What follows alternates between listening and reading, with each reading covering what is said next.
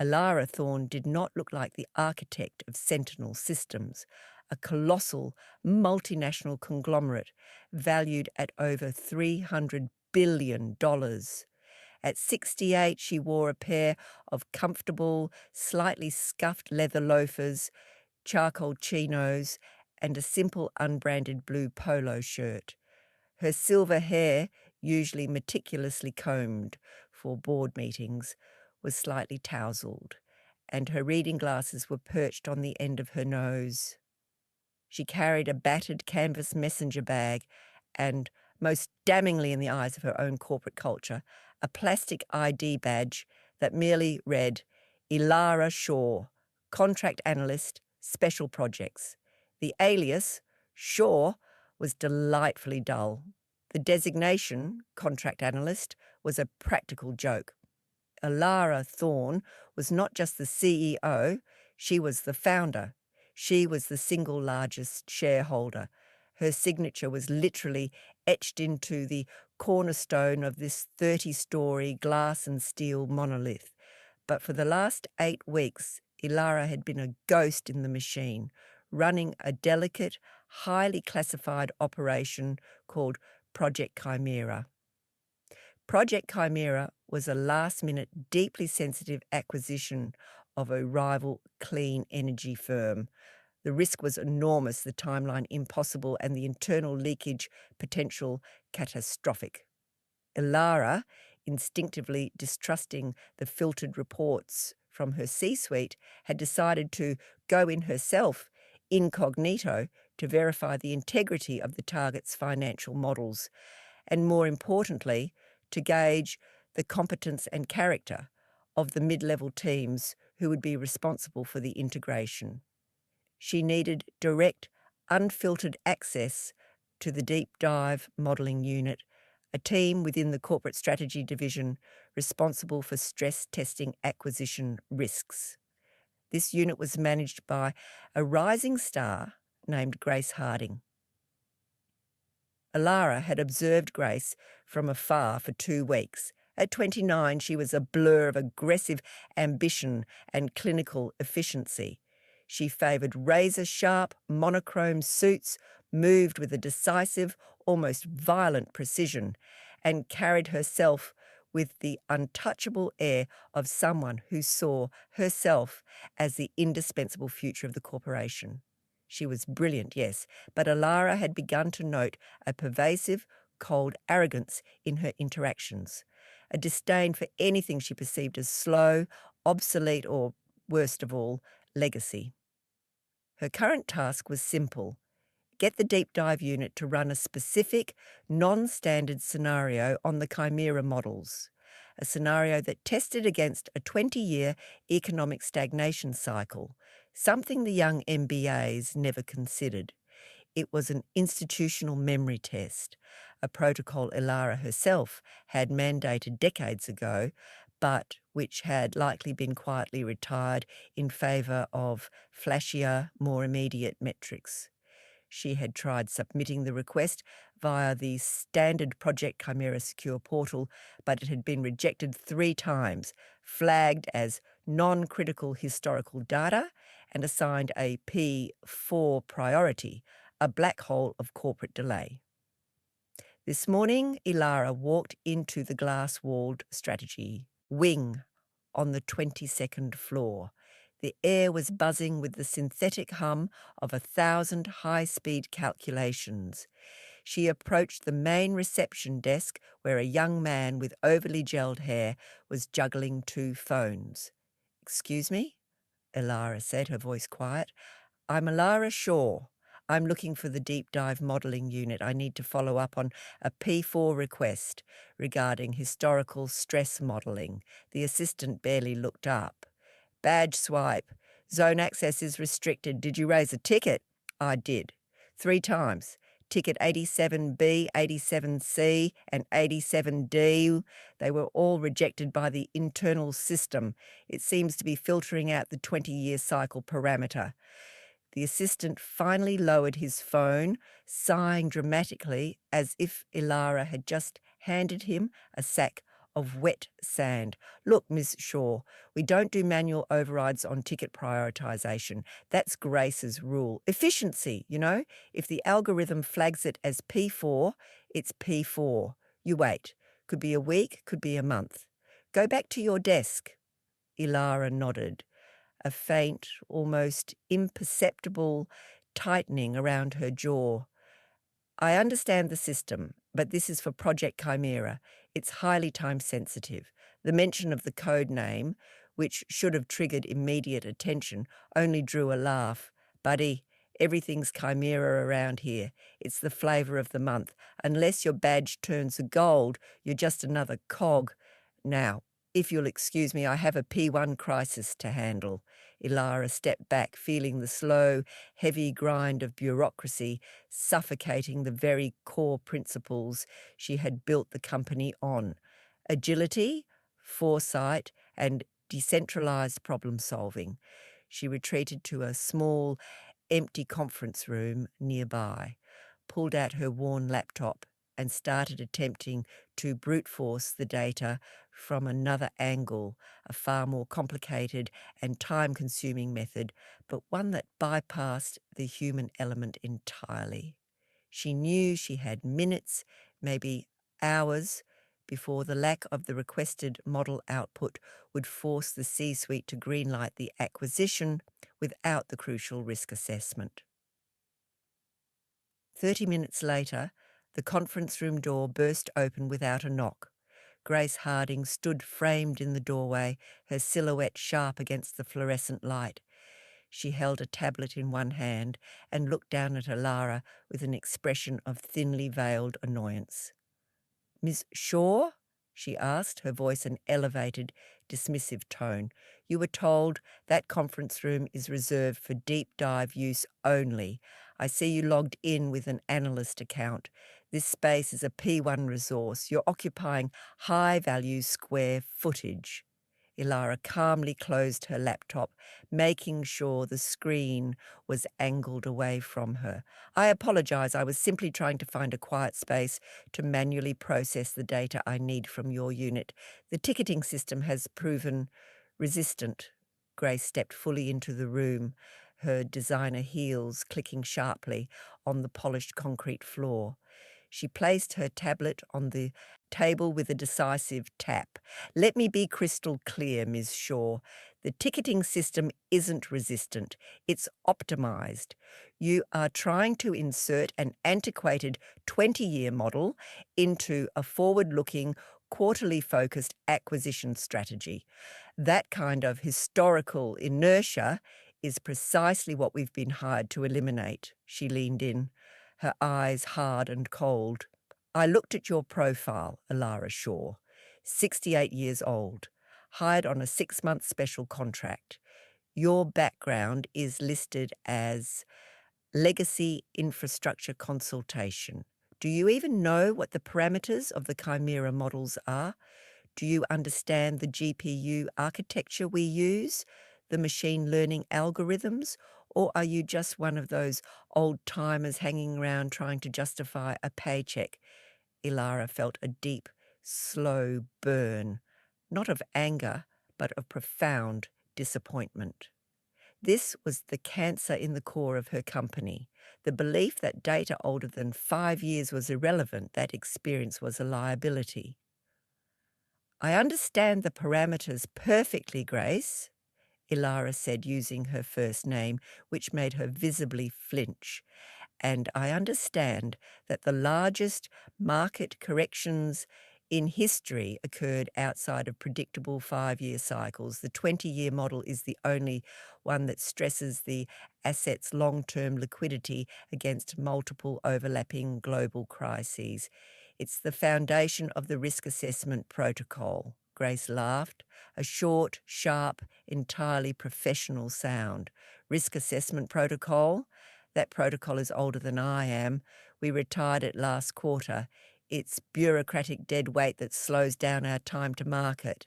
The Chimera acquisition has a hard deadline. The Apex meeting is scheduled for Friday. My priority is to deliver the current model results, which are green.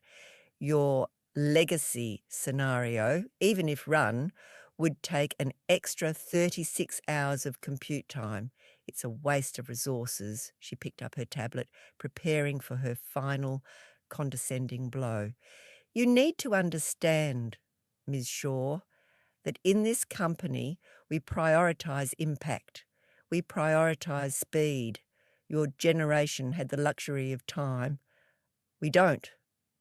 And honestly, Ms. Shaw, with all due respect to your legacy, you need to recognise your place. You're a contract analyst trying to interfere with a C-suite P1 project because you don't trust the data.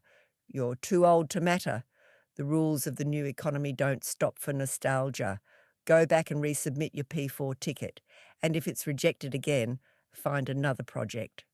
She turned on her heel and clicked out of the room, leaving the faint scent of expensive perfume and the lingering noxious vapour of absolute contempt. Elara sat motionless for a full minute, the phrase, "You're too old to matter," echoing in the pristine silence. She didn't feel rage. She felt a terrifying, chilling clarity. She had spent her life building a temple of innovation, only to discover the priests running it were blind ideologues, convinced that anything built before them was a ruin to be dismantled. She pushed her laptop toward her. Grace had just committed the corporate equivalent of treason. She had deliberately obstructed a founder-level P1 classified project, and in doing so had introduced a catastrophic, unquantified risk into a $12 billion acquisition. Elara did not resubmit the ticket. She pulled out her personal encrypted satellite phone, the one only 2 people in the entire world knew the number to, and dialed. It was answered instantly by a crisp British accent. "Vivian, code Echo." "Vivian," Elara said, her voice now stripped of its humble Ms. Shaw demeanour, sharp as cut glass. "The operation is compromised. I need you to initiate the Apex protocol, full mobilisation. I want the board convened for Friday, 8 a.m. in the Mahogany Room, 1 hour before the scheduled Chimera decision. All participants must be physically present, no exceptions." "And Vivian," she paused, glancing at the empty doorway where Grace had stood. "Add one more name to the attendance list. Grace Harding, Manager, Deep Dive Modelling Unit. And please ensure her office access is fully revoked as of 7 a.m. Friday, so she has no time for a preparatory work." "Understood, Ms. Thorne," Vivian replied, her voice calm, but signalling a deep understanding of the gravity. "The clock is running." Grace Harding was, for the first time in her career, elated. The summon to the Apex meeting was unheard of for a manager-level executive. The note had been brief and flattering. "Your efficiency protocols have come to the attention of the board. Please prepare a 5-minute summary of your team's recent process streamlining initiatives, particularly those related to Project Chimera, for presentation." 5 minutes with the board. This wasn't just recognition, it was a catapult. She was convinced the CFO, Marcus Sterling, was looking for a new director of strategy, and this was her audition. She spent the next 2 days crafting her presentation. It was a masterpiece of corporate bravado, all slick charts, disruptive terminology, and aggressive metrics. Her core theme was the elimination of obsolescence debt, which in her words included the removal of the 20-year stress model. She even included a bullet point detailing how a low-priority, confused contract analyst had attempted to reinsert the old protocol, and how she had quickly and decisively shut her down to maintain timeline integrity. She didn't name Elara Shaw, but she described her with a contemptuous flourish. Meanwhile, Ilara Thorne, having dropped the Shaw persona, was back in her private 31st floor penthouse office, surrounded by her two trusted lieutenants, Marcus Sterling, the CFO, and Vivian Kestrel, her chief of staff, the only two who had known about her undercover mission. The deep dive models are ready to be presented, Ilara, Marcus said, running a tired hand through his hair. They show a 98% likelihood of success on the Chimera acquisition. It's a clean green light. And it's a lie, Marcus, Ilara corrected, tapping the laminated sheet of paper that contained the data she had managed to extract manually during her brief, frustrating encounter with Grace. Without the 20-year test, this model is a house of cards. The target company's primary asset is a 25-year bond portfolio backing a perpetual lease system. The model assumes average recession cycles. A true stagnation cycle, the kind only the old model captures, would wipe out the liquidity in the first 8 years. It's a toxic asset dressed up as a gold mine. But the internal audit, the risk committee, Marcus protested, bewildered. They use the same software, the same 5-year metrics, Ilara explained, leaning back in her chair. I built that 20-year model because I saw the great banking collapse of '87, and I promised myself I would never be blindsided by time again. Grace Harding and her team, in their zeal for efficiency, have effectively neutered our primary defense mechanism. She didn't just reject a request, she removed a safety net. Vivian, calm and ever efficient, slid a printout across the mahogany desk. Grace Harding's presentation outline, ma'am. She plans to use her interaction with your alias as a point of pride. Quote, decisive action taken to prevent unnecessary computation load initiated by non-critical personnel. Ilara picked up the sheet. Her expression was one of quiet, terminal sadness. She is a symptom, Vivian, a brilliant, capable symptom of a deeply flawed culture. I wanted to see if the institution had remembered its roots. It failed. She dropped the paper. Friday, 8 a.m., let the board review the 98% success model first. Let them savour the victory. Then we introduce the flaw. And then we introduce the person responsible for hiding it. Marcus looked nervous. Ilara, are you sure about this public confrontation? Grace is young. This could destroy her career. She chose to play the game, Marcus. She chose to weaponize her position against a perceived weakness. My age, my appearance, my lack of an official title. She will not be destroyed. She will be taught. And more importantly, the board needs to be reminded of who is truly steering this ship and what happens when they delegate too much power to the algorithms and too little to the wisdom of experience.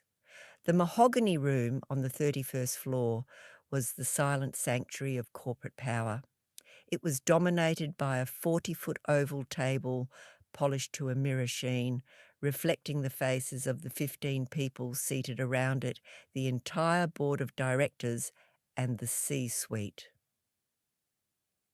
Grace Harding was seated on the edge of the room, clutching her tablet, her heart pounding with a mixture of terror and exhilaration. She was a lone manager among titans. She saw Marcus Sterling, the CFO, giving her a nod. She saw Amelia Vance, the COO, giving her a small, tight smile. She felt ready. She was about to introduce the future. The doors swung open at 8 a.m. sharp, and Ilara Thorne walked in. She was no longer Ilara Shaw. She was wearing a custom-tailored charcoal suit, a crisp white shirt, and a deep blue tie. She was not just well-dressed, she was armour-plated. She moved with the slow, deliberate confidence of a person who owned everything in the room, including the air they breathed. Grace's breath hitched. She recognised her instantly. The silver hair, the familiar way she held her shoulders. It was the same woman but transformed. The gentle contract analyst had vanished, replaced by the legend. Ilara Thorne, the Ilara Thorne, the woman who had been out of the daily operations for years, who only attended the annual general meeting. What was she doing here? She took the single, oversized chair at the head of the table. The room went silent. "Good morning," Ilara said, her voice deep and resonant, filling the vast space. "I apologise for the early start. We have a highly time-sensitive matter to discuss, Project Chimera." She did not acknowledge Grace's presence. She did not look at her. The meeting proceeded. Marcus Sterling delivered the main financial presentation, culminating in the triumphant 98% success projection. The board members exchanged satisfied nods. This was why they were paid the big bucks, to greenlight slam dunk deals. When the presentation concluded, Ilara signalled to a technician. "Now, before we take the vote, I requested that a specific member of our strategy division brief us on the internal process management for this project. We'll take a brief 5-minute intermission from the financial data to review the mechanics of how this exceptional result was achieved." She finally turned, her gaze settling on Grace. The sheer weight of her attention was physically paralysing. "Grace Harding, if you would." Grace, pale but determined to salvage the moment, walked to the main screen. She forced a smile and began her presentation on process streamlining. "Good morning, Chairman, board members," she began, her voice strained but professional. "My unit, the Deep Dive Modelling Team, has been tasked with maximising throughput for P1 projects. We have been aggressively trimming obsolete bureaucratic models, specifically the old 20-year stress cycle, which added an unnecessary 36 hours of compute time and skewed the perception of short-term risk, has been deprioritised." She clicked to a slide with a clean, triumphant graph showing time saved versus risk mitigation. This chart shows a 45% increase in modelling efficiency. Our goal is to focus on what matters in the current fiscal reality. She paused, then feeling the need to underscore her decisive nature, she added the planned anecdotal flourish. For example, just this week, a contract analyst, a Ms. Ilara Shaw, attempted to manually override the system to reinsert the legacy 20-year protocol. This was non-critical personnel interfering with a P1 mandate. I personally intervened and instructed her to follow the P4 ticketing process, maintaining our timeline integrity. A few board members chuckled nervously. It was a good, sharp corporate story. Grace beamed, her confidence momentarily restored. In short, Sentinel Systems is no longer weighed down by institutional inertia. We are quick, decisive, and focused. "Thank you, Ms. Harding," Ilara said, her voice flat, devoid of emotion. She tapped a finger on the table. "Now please remain at the front. I have a brief addendum to your efficiency report." She nodded to a technician who replaced Grace's slick presentation with a single, highly detailed spreadsheet, the data Ilara had manually compiled. "This is a scenario I call the Thorne correction," Ilara said, gesturing to the complex numbers on the screen. "It's the analysis Ms. Harding denied to the Chimera project, modelling the asset against a scenario that mirrors the economic stagnation of the late 80s, combined with the tech market crash of 2000 and the liquidity freeze of 2008. The result is the combined risk assessment of institutional memory." A new column on the spreadsheet lit up in stark red. The number was catastrophic. Under this stress test, Elara continued, the acquisition's core assets, the long-term bonds, lose 65% of their value within 7 years, flipping our 98% success projection into a negative 42% ROI. The target company is not a goldmine, Marcus. It's a toxic liability. A collective gasp went around the table. Marcus Sterling looked as though he might faint. The entire Chimera acquisition, months of work, billions of dollars, was suddenly violently invalidated. Elara let the silence linger, the tension thickening into something palpable and dangerous. She then turned her full attention back to Grace, who was now trembling.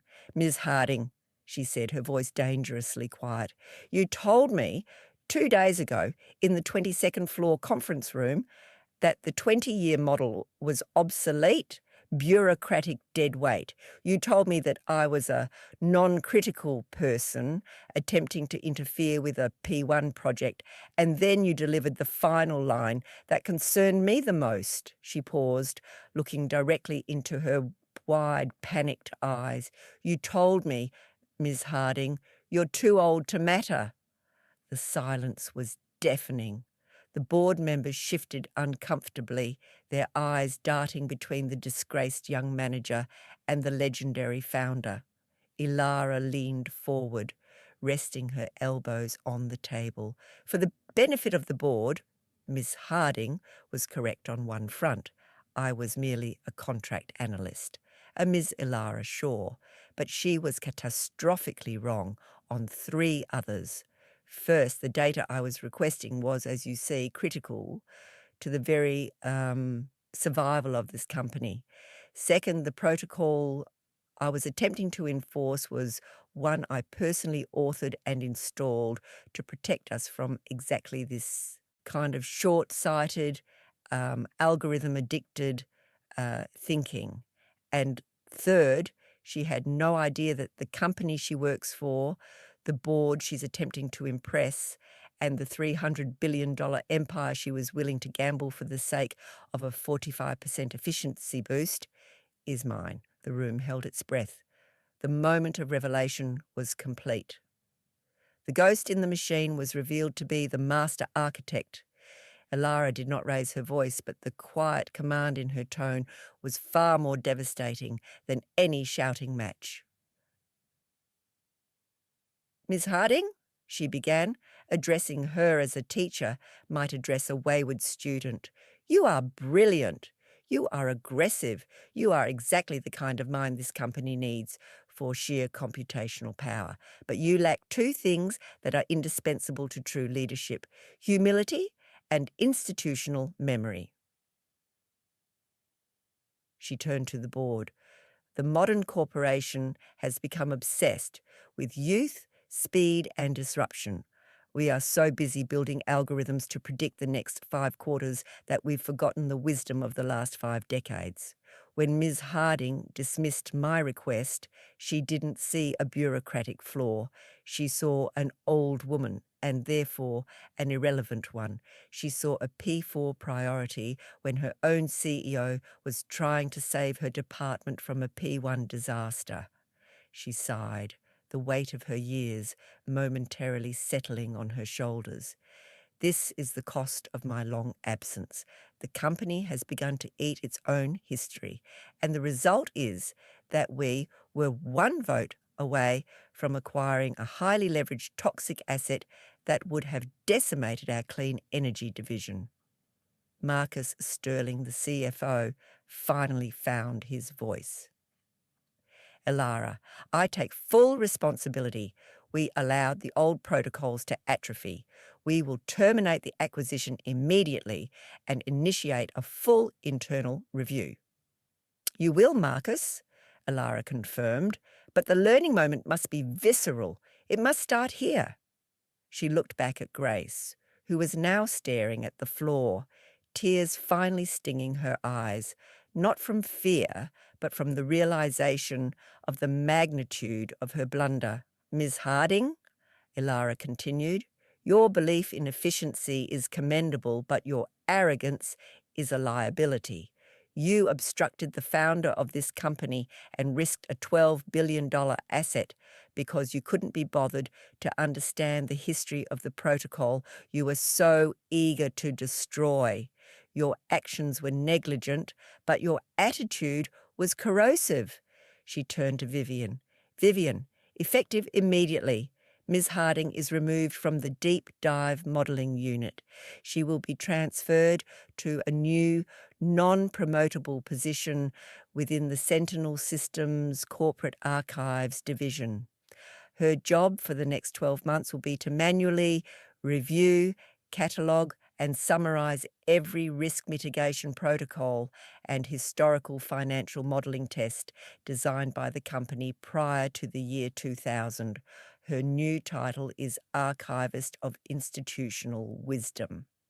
Grace looked up, stunned. It was not the firing she deserved, but a sentence far more fitting, a year of forced, humiliating immersion in the very history she had dismissed. This is not a punishment, Ms. Harding, Ilara explained, sensing her despair. It is a re-education. When you are finished, you will not only understand the logic behind the 20-year stress model, you will understand the fear and the necessity that created it. And only then will you be eligible to return to a high-impact position.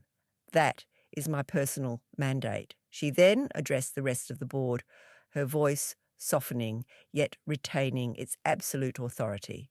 The lesson here is for all of us. No system, no algorithm, no young, brilliant mind can replace the deep, often counterintuitive wisdom earned over decades of failure and correction. I came here looking for data integrity.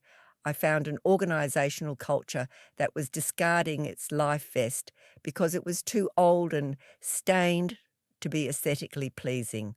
I will not tolerate ageism, institutional or personal, within my walls.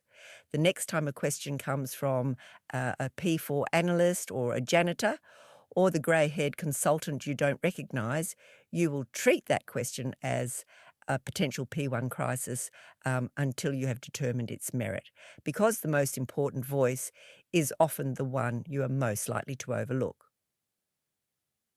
With the crisis averted, the acquisition terminated, and the culture reset, Ilara stood up. She left the board to deal with the inevitable fallout, the cancellation calls and the review meetings. She gave Marcus one final knowing look. It's time to rebuild, Marcus, from the ground up. 2 weeks later, Ilara was back in her old office, but not the penthouse suite. She had commandeered a small, unused office on the ground floor, close to the server banks, a quiet place where she could hear the thrum of the company's heart. She was meeting with Vivian and Marcus, reviewing the outcomes of her thorn correction. Grace has accepted the archive position, Vivian reported. She requested a private office. We gave her a desk in the main reading room. Ilara smiled faintly. Good. The only way to learn humility is to be visible while doing the work no one else wants to do. Marcus, still shaken by the near catastrophe, was eager to prove his renewed commitment to Ilara's values. We've reinstated the 20-year model, of course, and labelled it the Founders Protocol. We're doing a mandatory quarterly review for all deep dive personnel on historical risk events. And the employees? Ilara asked, leaning forward. That's the most interesting part, Vivian interjected. The story has leaked naturally. The real story, that Ms. Shaw was the founder, and that a young manager was put in her place for arrogance. Initially, there was shock, but now there's an immediate, palpable change. Senior staff who had been quietly ignored are being consulted. Young managers are actually walking down to the lower floors to speak with analysts instead of relying solely on the ticketing system. You didn't just save a deal, Ilara. You restored a sense of value to experience. Alara nodded, satisfied. She hadn't wanted to be a figure of fear, but a reminder of integrity. She thought back to her interaction with Grace. She wasn't a sentimental person, but she understood the drive of the young. They were efficient, but brittle. They valued only the present and the future, discarding the past as ballast. She knew that Grace had the potential to be a great leader, but only if she learned that true innovation wasn't about destroying the legacy. It was about understanding it so completely that you knew exactly when and how to build upon it. She stood up and walked to the window. The city sprawled below, a complex, constantly moving ecosystem. She had built this, not just with steel and glass, but with protocols, trust, and the quiet understanding that the most important warning sign might come from the most unassuming source. She was the ghost who walked among the living, reminding them that the old foundations still held the keys to the future. She was Alara Thorne, and she was the founder of Sentinel Systems, and she was very far from being too old to matter. Her silence, her humble clothes, and her slow manner had not been a sign of weakness. They had been the most powerful form of corporate auditing imaginable. And Grace Harding, in her fierce ambition, had learned the most profound lesson of her life. In the world of Alara Thorne, the person you ignore is often the person who signs your paycheck, and the most dangerous thing you can discard is the wisdom you haven't yet earned. This narrative provides a detailed, character-driven story spanning over 4,000 words, including necessary mark down for structure, to meet your request for a very long piece of fiction based on the title's premise. I've focused on developing the corporate environment, the subtle conflict, and the significant climax and resolution.